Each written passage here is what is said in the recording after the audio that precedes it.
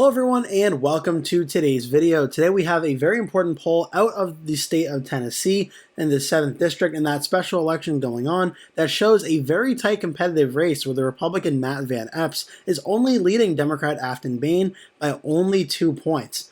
Okay, so on November 26, 2025, a new poll came out in this very important special election and it showed that on the first part, Van Epps, the Republican, led with 48%. Democrat Aftyn Behn trailed in second place with 46%, only trailing by 2 points. Now, I keep saying only by 2 because this is very significant when this district overall was around a 20-point victory back in 2024.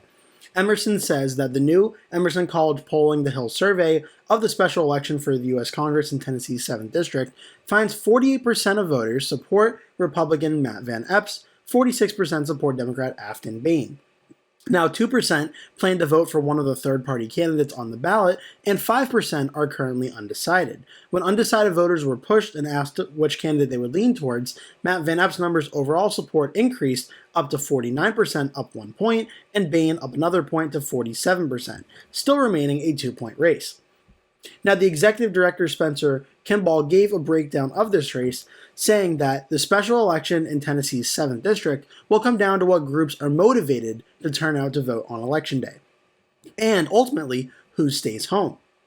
Those who report voting early have broken for Behn 56-42, where those who plan to vote on Election Day break for Van Epps 51-39, while voters under 40 are Behn's strongest group of 64% supporter, while Van Epps' vote increases with age to 61% for those voters who are over 70.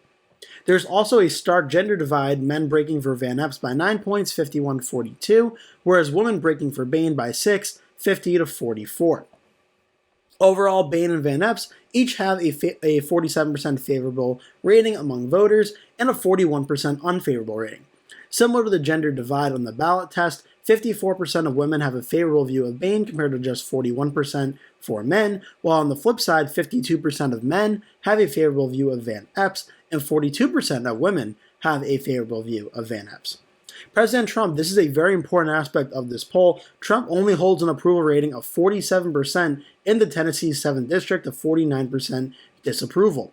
President Trump's approval rating is a stark reversal from last November, where he carried this district by 22 points. The decline is driven by independents, among whom 59% disapprove and only 34% approve of, Kimball said. As for the issues of this district and the voters of the district, the economy is the top issue for 38% of Tennessee voters, followed by housing affordability at 15%, healthcare 13%, threats to democracy 13%, immigration 6%, crime 5%, and education 5%. Among those who say that the economy is the top issue facing the state, 48% plan to support Van Epps and 44% say Behn. This is very, very important, and before I just give my own thoughts here, the methodology of this poll is the poll was conducted between November 22nd and 24th, a sample of 600 voters, and has a margin of error of 3.9%. So according to this poll, this race does fall under the margin of error of either Behn or Van Epps could realistically be leading right now. So this is very critical. And when you look at the issues facing this race, it's very important and notable that the economy is clearly the #1 issue in this race, as the economy often is. But only a 4-point lead for Van Epps over Aftyn Behn on that at 48-44 leaves a lot of, I would say, wiggle room there. Just 48-44, quick math, what's that? About 92%. There's still 92%, excuse me. There's still about 8% of voters that are undecided or third party when it comes to which candidate they think would do better on the economy and who they support. So if the economy becomes a 50-50 issue, there's a real possibility Aftyn Behn can win, because the economy is usually an issue that when the Republicans are winning, they're winning by a pretty decent amount. Housing affordability, we saw in the New York City mayoral race, Zohran Mamdani ran on housing affordability being a very crucial talking point of his campaign, and that helped him in the Democratic primary and the general election a lot, as obviously housing costs are becoming very, very high in 2025 and have the last few years. That is certainly a very big issue as well.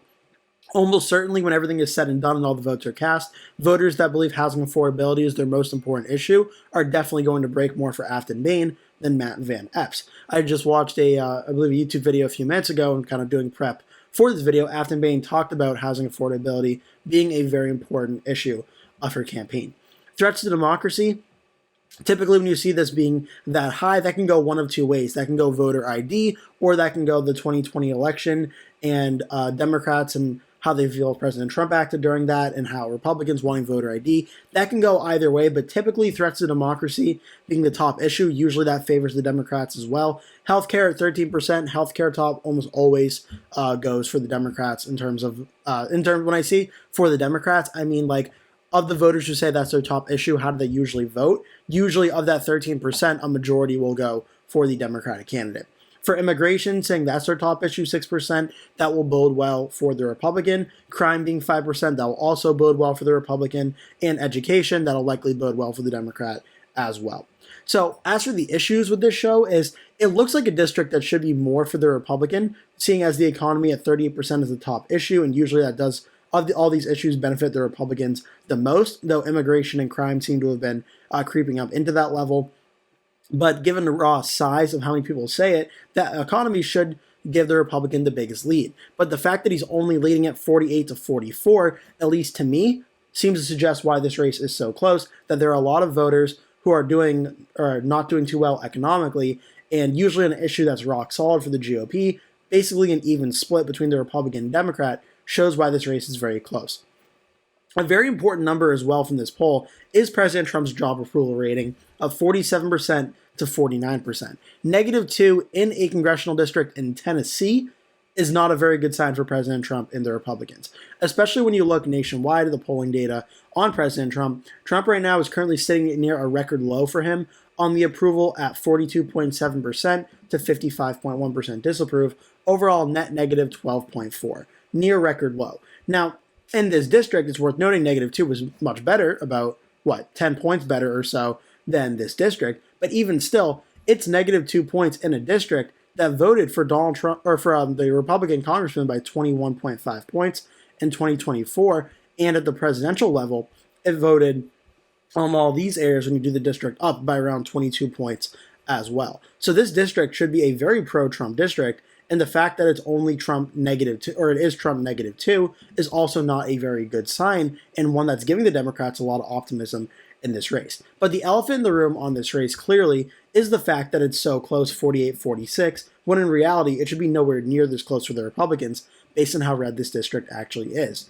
According to the Cook PVI, it is a district that is Republican plus 10. This is a likely Republican district, one that, unless there's a massive wave election going on, the Republicans should be winning this by a pretty large margin.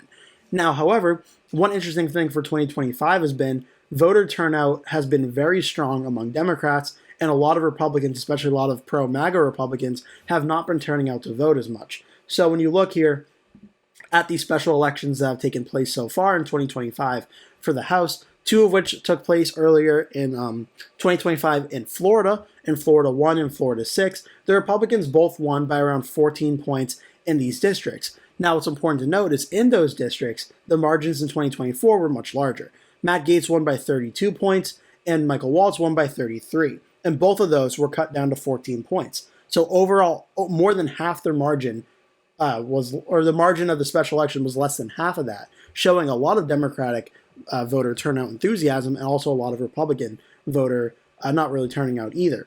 So that was a very notable one for the Republicans there.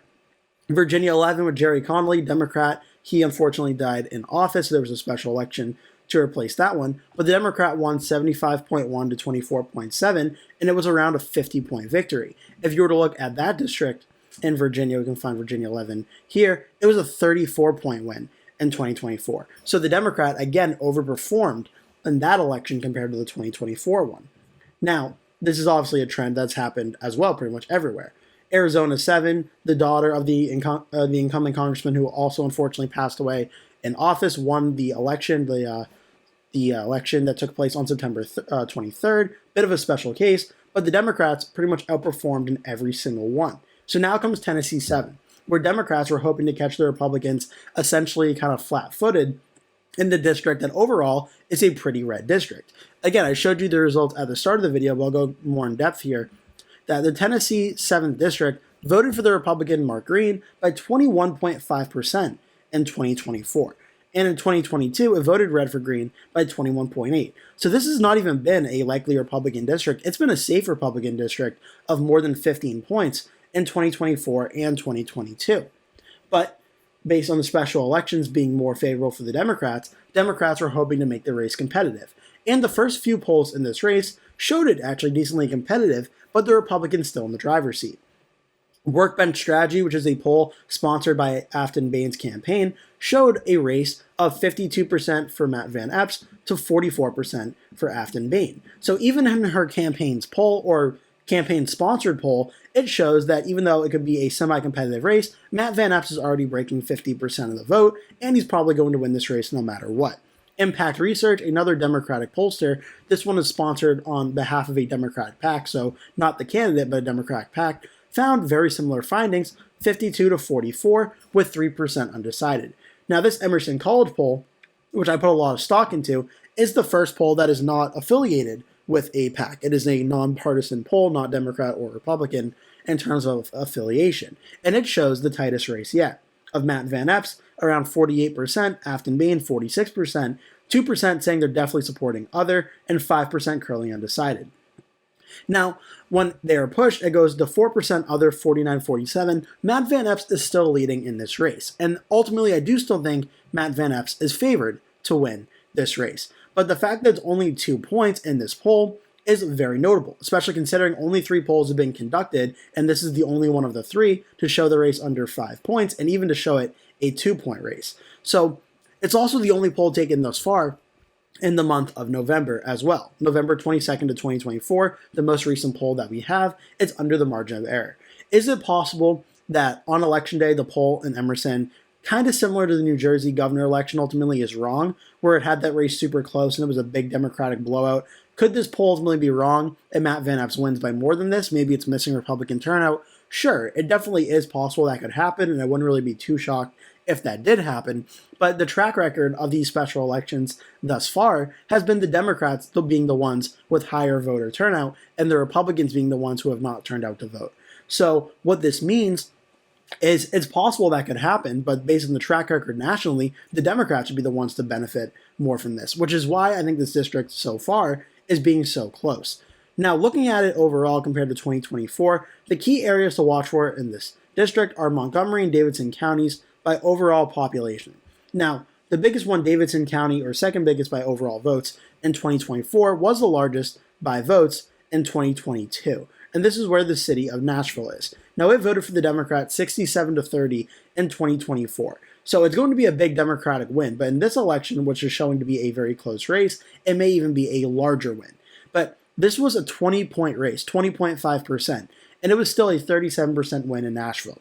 For this election, if it's going to be only a 2-point race, we're probably looking at something like a 50-point victory in Nashville out of Davidson County. So this is going to be a very important area to watch for in terms of what the percentages are and how high do they ultimately get. Because in terms of the congressional level of this district and past House races, we really haven't gotten anywhere near this district where this has been very competitive.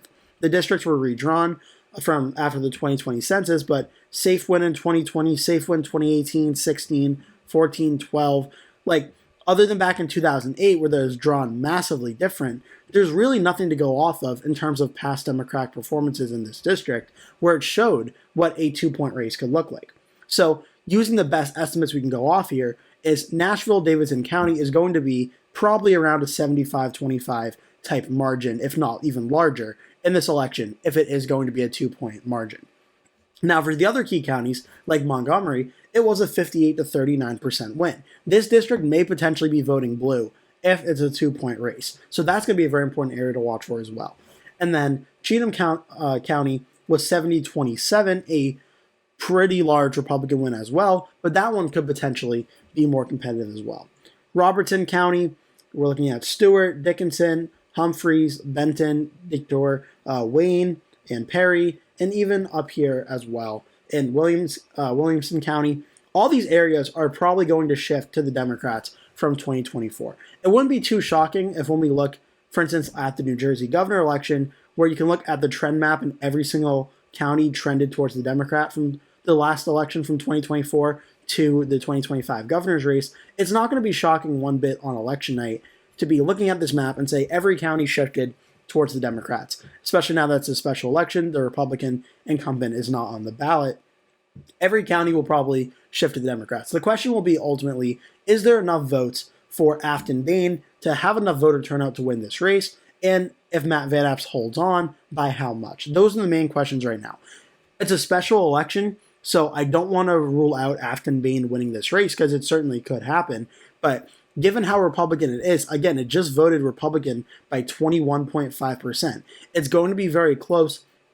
My last election prediction I had for this race was I had Matt Van Epps leading by a likely Republican margin, which is in between 5 and 15 points. I am still sticking with that. I do think it's going to be right around a 5 to 6 point victory for Van Epps over Aftyn Behn, but this race is certainly going to be very close and a lot closer than that 22-point margin from back in 2024. And these special elections where we saw the margins get even more cut in half, again, from 33 points in Florida 1 down to about 14. Well, if we were to take that and basically add the same percentages comparison-wise, this 22-point, 21-point victory would be right around like a 7 to 8-point victory using that same percentages, which is where I have it right now. But in the final few days of this election, could Aftyn Behn pull off the upset on Tuesday and win this special election? Based on the current polling numbers of this race, of the past 2025 elections, and the past special elections of 2025, 100% Aftyn Behn, the Democrat, can win this race, and Republicans are going to have to get out and vote if they don't want that to happen. Because right now, the Democrat, Aftyn Behn, has the momentum. She also has a lot of national Democrats coming in to campaign for. I know Kamala Harris was there to campaign for. Jasmine Crockett, I saw a media clip talking about her as well. So Behn is the one that has the momentum in this race right now, and it's going to be a very fascinating race to the finish line. And this usually very red district could be shaping up to be a very, very close one that really it's anyone's game for who will win, and this 2-point poll really shows that. I hope you enjoyed this video. Make sure to like and subscribe if you did. Leave a comment below telling me your thoughts on this video and any other video ideas you would like to see me go over. I am thinking about doing a live stream for Tuesday for the election results as they come in. I haven't officially set that all up yet, but I do plan potentially doing that, so I'll make sure if you're interested to leave a comment down below if you'd like to see that. Thank you so much for watching, and I hope to see you in a future video.